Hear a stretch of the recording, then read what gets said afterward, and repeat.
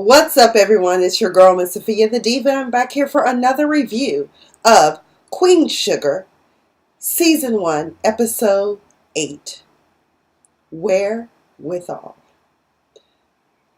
And you must excuse me tonight. I meant to do this review much sooner, but I am under the weather. I don't know if it's a sinus infection or something known as the common cold. But either way, my eyes are all runny. I hope that you can understand the words that are coming out of my mouth. Let's get into it. So, we know when we left off on the last episode, we found that Aunt Vi became privy to what we, the audience, knew all about Hollywood's wife, his legal wife. And we also find out his reasoning behind why he did not tell her that he was in fact still legally married in this episode. Now, after watching this recent episode, I feel now more than ever that while it may not be, it can be a fictional version, but I feel as though the Bordelons, they all need to go see Iyanla Vanzant and she need to fix their lives. The house is in complete and total chaos. In this episode, they experienced a Category 3 hurricane. There was a hurricane going on inside what is known as the family safe house, and that is Aunt Vi's house. So when we open up this episode, Nova is out doing her community service. As you know, she lives in the lower ninth. As you know, the lower ninth and ninth ward period in New Orleans was completely devastated by the effects of Hurricane Katrina. And to this day, I have been to New Orleans and I plan to go back next year. We took a lovely tour almost down in those parts, but New Orleans is such a wonderful place, and I just can't believe that people would allow for, just because people are of a lower income status, to allow a neighborhood to be devastated in that way, and they knew that it could happen. She's out with Miss Blanche. Now, we've seen Miss Blanche before, honey, and Miss Blanche, what I found interesting about the opening scene is the fact that Miss Blanche had on a pair of earrings. That is the Ghanaian symbol for Sankofa. And Sankofa can either be represented as like something that looks like two hearts, which is what she had on, like a heart coming together, or it can also be like a bird that's looking back, this fictional bird that's picking off an egg or something. So what Sankofa means is basically a return to the past, as in learning from your past, going back, because basically it's just like why we study history. People are like, why we study history and stuff has happened. The reason why we study history is because we want to learn from our past so that we do not repeat the same mistakes. Unfortunately, I can't say that people abide by that, but whatever. And her and Chantal are taking Miss Blanche to the safe house. Now, in this particular scene, there's a couple of things that kind of were callbacks in the episode, and one of them was the fact that Nova asked Miss Blanche about her niece, like, do we need to go get your niece and get her to the shelter as well? And Miss Blanche tells her that no, because her boss said that if she don't come to work tomorrow, that child won't have a job, and we just gonna have to pray for her. And she was like, her boss doesn't care if there's a hurricane or bad weather or anything. She better be at her job tomorrow. And I'm like, that's disturbing, because you would much rather worry about your business instead of the people that help your business be successful. That disturbed me. And I also saw it in this episode with Charley doing the same damn thing. I'm going to kind of skip around in this review, but at one point, Charley leaves Aunt Vi's house after it's determined that Micah is not going to be going on tour to this prep school in New Orleans, one of the best, which Aunt Vi has a problem with that because she's like, I don't know why he just can't go to St. Joe's. I mean, he can get into a good school there, LSU, Texas Tech. What did she say? Oh, Miss. I was like, girl, they not trying to get him into the Ivy Leagues of the South. They want him to go to the Ivy Leagues of the Northeast, and that one that's here on the West Coast known as Stanford, okay? But it was funny and cute. And I really enjoyed Aunt Vi this episode because she really is like Lieutenant Violet. She was getting everybody information. Micah grabbed some blankets. Everybody do what they gotta do because this is the safe house and we're gonna be here for the night. We need to batten down the hatches, okay? But Blanche talked about her niece's boss, but let's talk about Charley as a boss lady. It is very important that they get the seed cane in as soon as possible. But there is a bad storm coming, and so it's thundering and lightning outside. Why are you forcing the workers to go back out into the field? I found that very disturbing. I said, I understand about getting the job done, but girl, some people could die out there. Some people could get struck by lightning, and then you're going to lose your profits because now you got to pay a wrongful death suit. Although I have a feeling that these people are undocumented workers, so no one's going to say anything, so you pay them a little bit of change and the family goes away. But yeah, Prosper had already told Remy and Ra, be sure to bring the workers in and let them go because the storm is coming. Did we not see in one episode where Prosper told them he was more than willing to be the farm manager so long as they listened to what he said?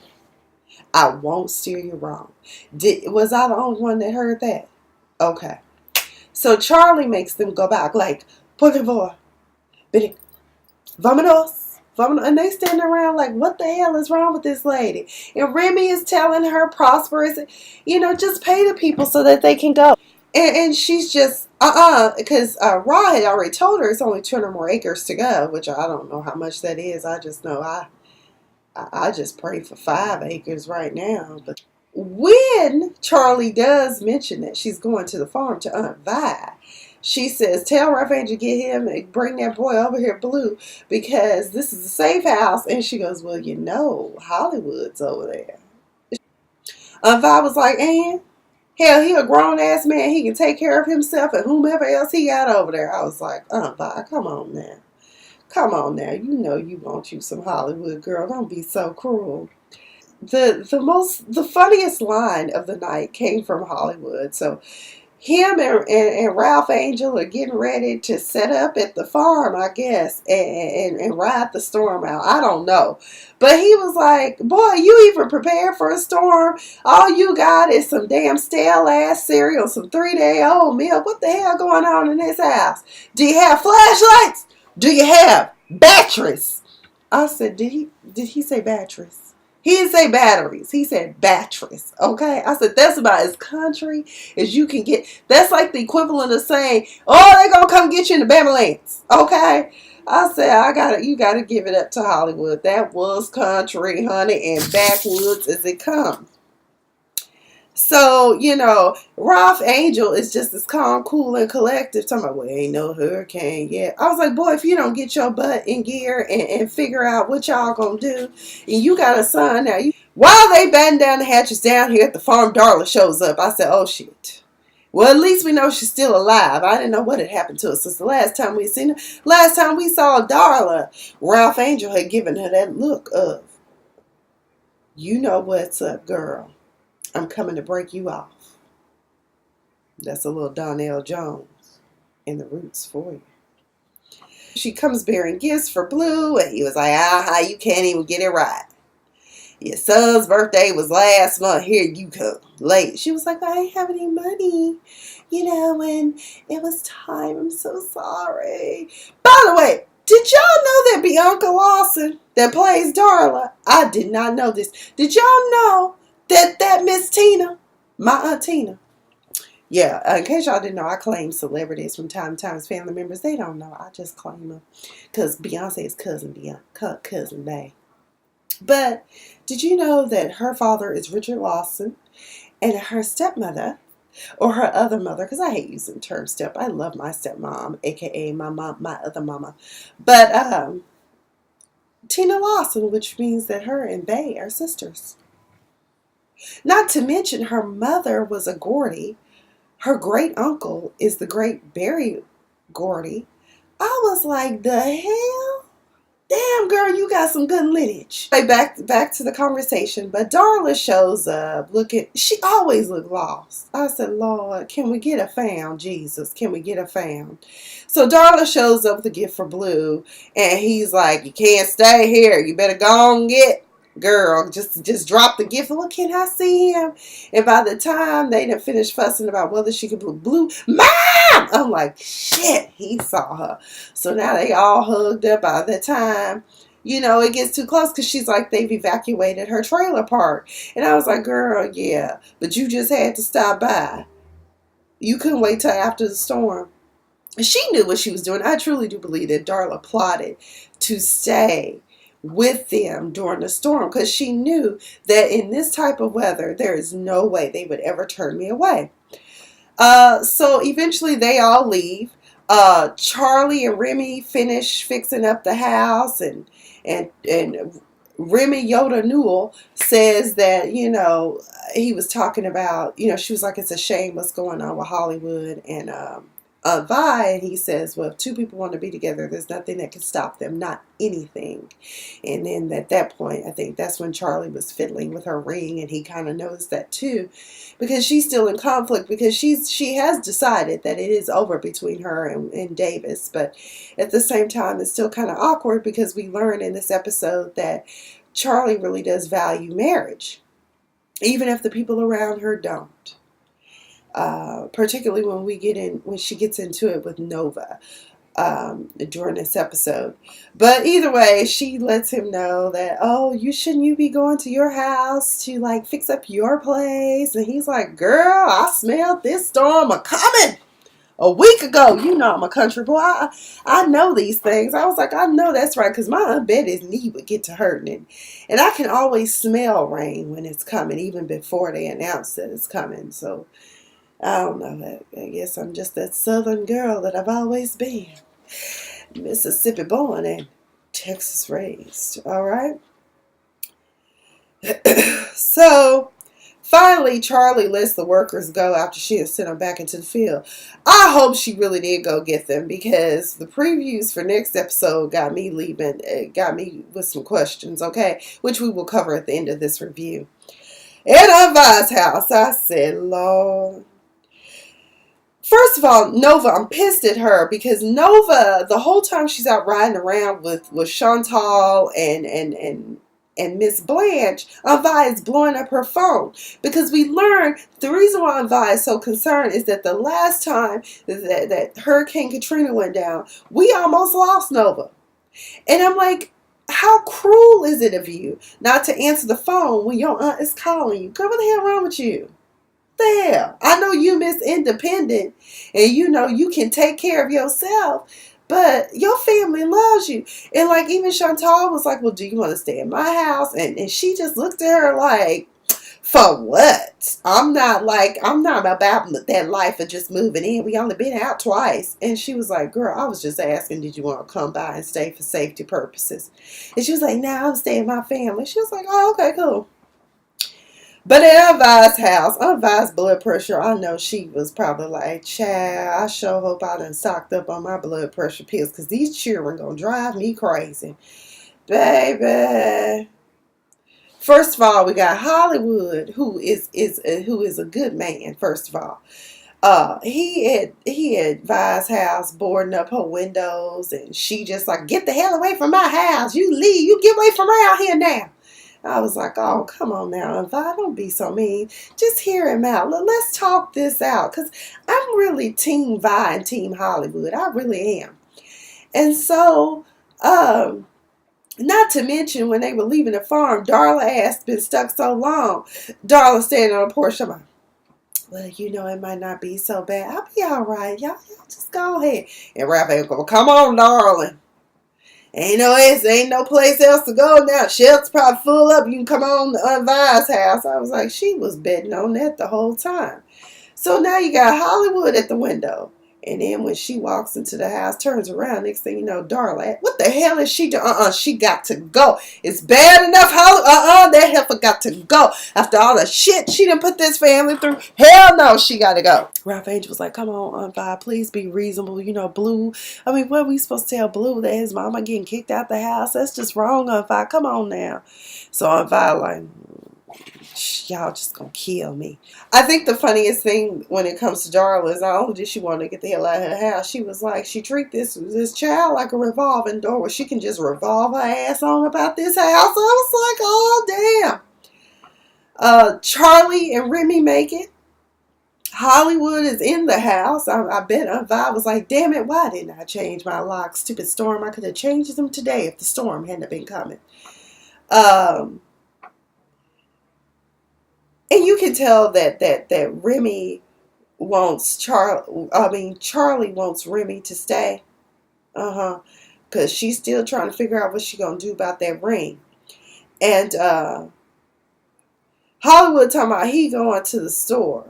I was like, you better hope Aunt Vi let your ass back in. Bad weather or not, she might be like, door locked, store closed, ain't no more. Ain't no more. Get in where you fit in. You can sleep up under the porch. Get it popping. So when Nova finally shows up, Charley lights into her like iron on a damn cow. Okay, she was like, "Where the hell you been? I've been worried about you. Don't you worry about me, okay? Don't you worry about me. You ain't worried about me." I was like, girl, regardless of what y'all's conflicts are, family is family. You her sister. She loves you. And then that's when a vibe popped up and said, girl, it ain't about her. It's about me. Where the hell your ass been? You know, you almost drowned last time. And then they asked about the Ninth Ward. And Remy asked. I said, I really wish Remy hadn't asked that question, because that's when the conflict between Charley and Nova got heated up again. Because, she was like, oh, it's gotten 4 inches so far. And, you know, Charley was like, well, you know, you could just move to the French Quarter. And she was like, you know what, unlike some people, I don't run when the going gets tough and abandon my family. I was like, I guess she trying to tell you some, Charley, because apparently you done left, which we know you did. You escaped St. Joe's or whatever part of, whatever parish it was you were living in with your mother. You know, I don't know. So thank God Hollywood came back with some snacks, some cognac, and bam! Cards, boo. Yes, spades time. Renege. You better not renege. You better not be talking across the board either. It gets real serious in spades. I was like, you know, this show makes me miss my mama there. I miss being home in Dallas on Sundays, and my mom cooks, and we all kick back and we play spades, and sometimes we play categories and taboo, but spades, that's the number one. Some kind of way my parents always win too. I don't care if it's a new pack, because we have to open a new pack with them, because we don't trust them. We don't trust my mom and them. No, mom and daddy, I don't know. Instead, here's the problem. Nova kind of set herself up to get cussed out. First of all, it's very obvious that her and Micah have a good relationship, because yes, that's her nephew. And if I had a nephew or a niece or whatever, even with my godchildren, I want them to feel comfortable with me and want to hang out with me and be with me. So, you know, it's just one of those things where, you know, they're talking about Micah going to this fancy school in New Orleans, and Nova kind of takes ownership of him in a sense that she's like, well, you know, when you go, you can always come stay with me. And then Charley's looking, well, how does she even know that we were going to be going to New Orleans to tour the school? And Micah's like, oh, I text her. And she's looking like, y'all got a text relationship? Like, how come I wasn't in on this? And so you can tell there's a little twinge of jealousy, a little pain, because honestly, I think with Charley, one of the main reasons why she's upset with her sister is not just about the $10,000. And I think that Charley just feels some type of way because Micah is the only thing she has left in this world that she can identify with. This is her son, her blood, her seed, her baby. And so it seems like Nova is trying to encroach upon that relationship. So there is a twinge of jealousy and pain there. I mean, they're in the kitchen fighting, and then finally Hollywood has to come in and say it's Spades time. And this is the time when the family really is together, and they're getting together, and everyone's having good laughs, and even he was able to convince Unvi to be his partner, and it's just, Micah is involved taking score because that's the only thing he can do because poor baby don't, his mama ain't taught him how to play spades, Lord. I said, so I guess Tonk is out of the question too, isn't it? I just think that spades brought peace to the family. There's two times when we'll see peace in this episode is during spades time and during sleep time. That's when we see it. Okay, so spades time is peace time. Everybody was happy. Everybody was laughing, chucking it up, having a good time. But once again, Nova brings up the fact that, oh, when you go to the fancy school, you can stay with me. And I'm like, shut the hell up. Your sister does not want you around her son. She was like, I don't think that that's going to be possible considering your lifestyle. And that's when the shit hits the fan. Vi tries to intervene. Honey, there's no way you can intervene. This is a strong sisterly rivalry. And I took very profound notes on this particular one because I said, shit, I don't think I can even remember all the shade that was thrown and all the hurtful words that hit like stone because, power of life and death lies in the tongue, and these sisters were slicing and dicing. At the end of it, I think Charley won and Nova somewhere bleeding down to the linoleum, okay? So some people thought that when she said lifestyle, she was talking about the fact that, Nova is a switch hitter.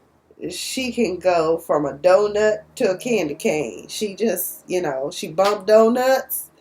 Sometimes she get with the candy cane, the magic stick. You just never know. But that's not what Charley meant. And she had already told her sister, earlier that I just don't think that you're ready to handle a teenager in your house. You're not a parent. You have no parental skills. I'm like, she's part of what I call the village. That's what I always tell people I am. I'm part of the village. I don't have kids either. I love them dearly and will do anything I can to help my friends and with their children, of whom I am godparents to. But, I guess when you're a parent 24/7, it's a little bit different from what I understand. In the kitchen, and Nova goes in first, and she says, that's some bullshit that you've been spewing. And Vi's like, hold up, wait a minute, you girls, come on now. She said, Charley has been having sugar poured on top of shit all her life. Charley is like, my life is anything but sugar. I lost my husband, my life. Micah lost his life. And Nova is like, Micah could build a life of his own if you weren't such a helicopter mom. I was like, oh, shit. And she was like, if you have a problem with me sleeping with women, and Charley is like, I could give a good goddamn who you sleep with. You are not a mother. You need to grow. You grow weed, for Christ's sake. I mean, what kind of lifestyle is that? And Nova hit back and was like, no, heifer, but you smoked the weed with me, though. Okay, let us not forget that. That's when Charley finally was like, fuck it, I'm just going to let it all out here. Here's the deal. I don't want Micah living with you in the 9th ward, okay? Bottom line, I don't want to worry about my child getting shot or something happening to him. It's not safe. It's just not safe. I don't want to have to worry about my baby becoming a hashtag or having to bail him out for $10,000. I was like, ooh, too sweet, too sweet. Charley tells Nova that her ego is so big you can't even apologize without making excuses. You are wrong to have took that money that did not belong to you. And that's when one of my Twitter followers, or one of the people I follow on Twitter, she says, there is no way Nova could have talked shit to me and not have paid me back my money. I said, you're good goddamn right. Yeah, good goddamn right. Heifer, give me my money. Pay me what you owe me. Bitch would have had my money. Now we see that when you see in this scene with Nova and Charley, you see like this breaking away of like this armor, this brick wall that Nova has. It's like, Left hook, right hook. And Nova, you can tell, is hurt. Her sister's words stung. And so Nova's like, okay, I'm going to get up off this mat. I'm going to get up off this mat and I'm going to come at you. But she really ain't got a strong comeback. She calls her sister a bougie bitch. And in my mind, but I'm like, you a thief. So, okay. Girl, bye. Charley was like, cool, I might be a bougie bitch. But she said, I might be bougie, but at least I'm not having an affair with a married man. I actually value marriage in my life, even if no one else in my life does. And I will not have Micah stuck again in a situation like the one I'm leaving. Charley says you're foul. If you want to live foul, live it on your own. But do not pull my son into it. Leave my son the hell out of it. And Nova is just getting it from all sides. And then Vi is in her face later on and is like, what's this we hear about you with a married man? And she was like, I was with him, but it's over. And I'm like, Nova, but you knew it was wrong then. But you know, Nova's one of those people where she just marches to her own beat and doesn't think about the consequences of anyone else getting hurt. Just based upon her reaction when Chantal offered her safety and shelter, I think that Nova has been hurt so many times until she doesn't even know how to be loved or how to open herself up to others. I think that's what the deal is. You know, and Vi tells her, don't you remember all that conflict that went on with Charley's mom and Ernest and your mama? Did you forget about that? That shit ain't cool. That shit ain't cool. Let's talk about Hollywood and Aunt Vi. So Aunt Vi is once again trying to put out fires for everybody. And her and Hollywood finally get to have their moment. I guess she was staring at something of Ernest. And Hollywood walks in and says he misses Ernest too. And from this we learn that Aunt Vi said, and if he was still here, he would run you out of town just like he did my ex-husband, Jimmy Dale. And in my mind, I was like, where is Jimmy Dale? Is he swamp food? Is he really still alive? Because you notice when she was at the High Yellow, he said, the owner said something about, yeah, but that's your ex-husband's house. And she was like, and he ain't coming back for it either. And I was like, is he dead? Did Ernest kill him? And like it's one of them cover-ups where nobody never ever will think to look for Jimmy Dale. Hollywood is like, I know I messed up, but how could you ever fix your lips to say that I'm like Jimmy Dale? I never put my hands on you. And that's when Aunt Vi says one of the most powerful lines of the night for this show.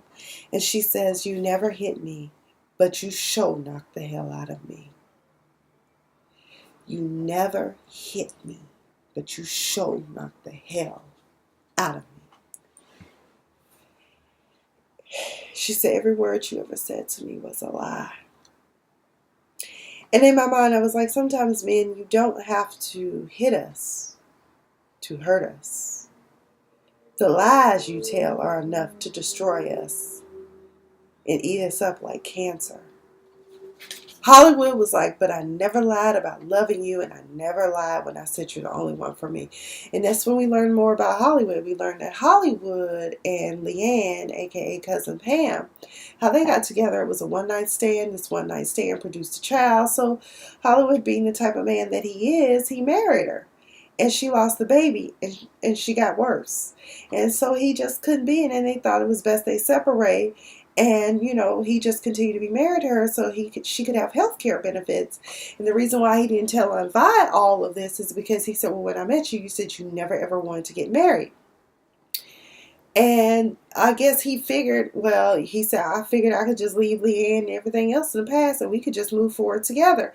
But I'm like, yeah, Hollywood, that's great. I get your justification. But you could have at least disclosed to her that, hey, boo, yeah, I got a boo. I got a wife.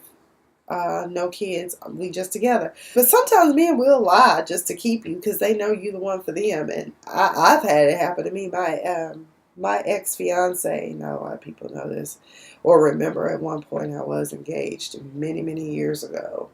But my ex-fiance did the same thing to me because I usually have 5 questions I ask men when I first meet them. Like, are you married? Have you ever engaged in a sexual act with another man? Do you believe in God? Do you have children? And I forgot what else. Probably something like as simple as what's your favorite color or favorite meal. And to him, when I asked him if he had kids, he failed to disclose to me that he had a daughter. Okay. Which I didn't find out about until 6 months into the relationship. Okay. But we were together for about 2 years, and it was just, that was a whack relationship. Um, glad I didn't let him say. I'm glad I didn't get walked down the aisle and said I do to his ass. Anywho, back to the story at hand. So, Hollywood is really, really hoping that him and Vi can get back together, and I really hope that they can too and work it out. Darla has story time with Blue. She tells the story of Oscar and Olivia and about them having a special toy. Oscar and Olivia none other than them, and this magic special toy is none other than Blue.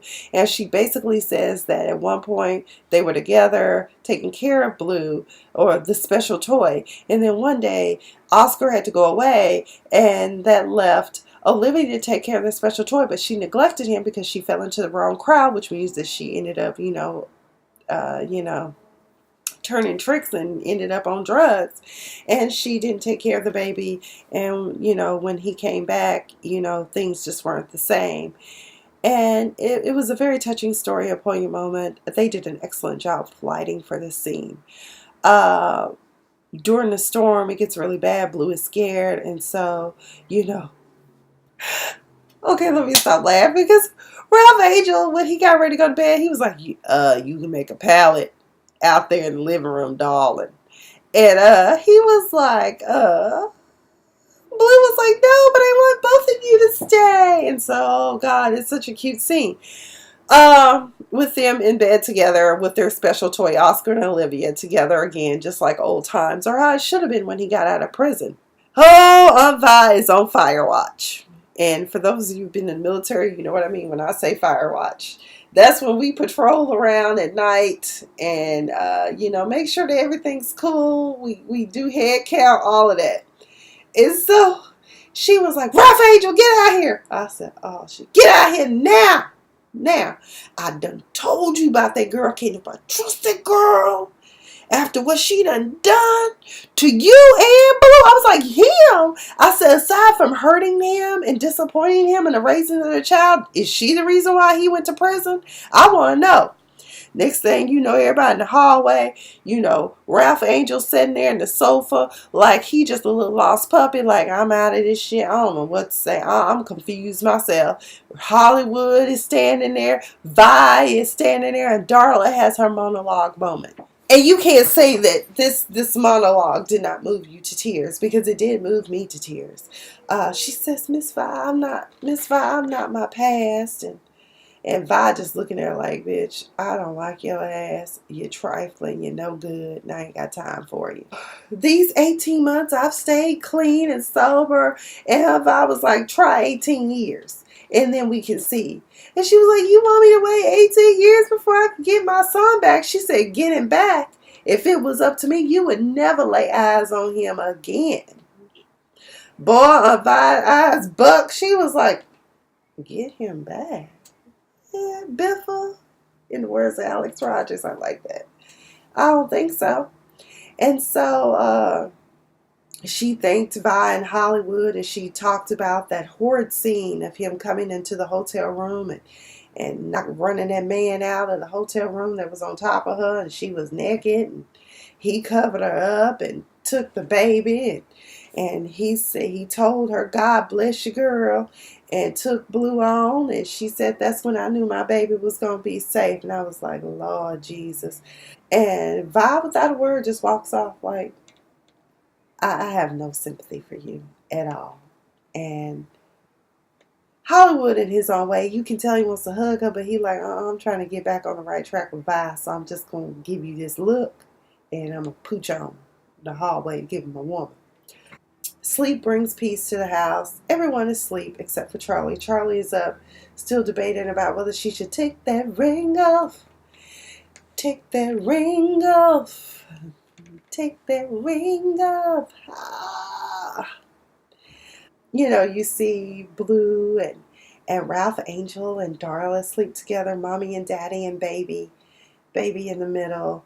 Vi and Hollywood sleep on the sofa together. It's just a nice scene, but Charley is up and something is bothering Charley. And I guess she finally decides, I really want to be with Remy. And she took that old ring off and she found Remy in Pop's wicker chair. And, you know, I don't know what the wicker chair is symbolic of. One of the groups that I'm in did say that they thought that the wicker chair was symbolic, and I said I think I see it as being a zone of comfort and safety, and Remy is offering that safety. And so she gets up under the covers with him and they cuddle, I assume for the night. Y'all think they consummated their relationship in that wicker chair? They don't seem very comfortable to me. Although I could think of some interesting positions that they could have done in that. But, oh well. And then me and my goofiness, I said, ooh, Charley and Remy sitting in the tree. Oh, wicker chair, same difference. Kissing. Ooh. So that's pretty much where the episode ends. They show us in the previews that Charley and Remy is like, we can't tell nobody right now about what happened last night. I said, ooh, what happened last night? I guess we'll find out tonight, because since I'm doing this review now, which is probably way longer than what I wanted to. But I like to do analysis in my videos too. So, you know, not just recount the entire story, but also talk about the symbolism, like the Sankofa. And, you know, a hurricane coming, I think, is a way of revisiting what happened with Katrina and the Sankofa symbol. I would love to ask Sora or Ava about that. Also, in one of the discussion groups, a question was posed. In the previews, we see shock and confusion in the fields when Remy and Ralph Angel and Charley go out there. So do you think maybe that someone is dead in the fields? Like maybe some of the farmers that she forced out there, you know, did Charley ever really go get the farmers and send them on their way? Or did they die out there in the field? Because I'm like, were y'all doing head counts? Y'all should do a head count of who, you know, who's there. And what did they find? Was it the farmers? Somebody even speculated it could have been Darla. But I was like, no, Darla was in the house with them. So unless something happened, I mean, I don't think so. Can Darla ever redeem herself? Can she be given another chance? One of my Twitter followers did say that, you know, we should forgive each other. 77 times 7 is what Jesus said in the Bible. I think she should be given a second chance. But one of the things I want to emphasize is that I do not think, because we've seen the previews of Vi saying that Ralph Angel is trying to put pressure on her to sign over custody of Blue to him and possibly Darla. I don't know. I don't think she should. I mean, number one, here's a prime example. Ralph Angel just escaped being put back in the slammer again because of the illegal electronics he was fencing. Not to mention in the first episode, which we never revisited, is he robbed a convenience store. Like, is that shit ever going to come back to bite him in the ass? I mean, I'm just curious. But I have a feeling that's one of his little girlfriends, and she just let him rob the store. Hey, Ralph Angel, take it. Just take it all. Take it. You want to take me too? Take me. And then another question was posed in one of the Queen Sugar groups that I'm in is, do you think that Remy has ulterior motives? You know, or is there a genuine like for Charley? I think there's a genuine like. I don't believe that Remy has ulterior motives. But anyways, these are the questions I've posed. Please comment down below. Please feel free to share these videos. Subscribe if this is your first time. Give me some sugar. Give me some sugar. Give me some more. Yeah. But anyways, that's all I've got. Thank you guys. I'm sorry that I sounded a little nasally and congested. Hopefully I'll be feeling better tomorrow. And we can talk about Queen Sugar sooner than later. Good night.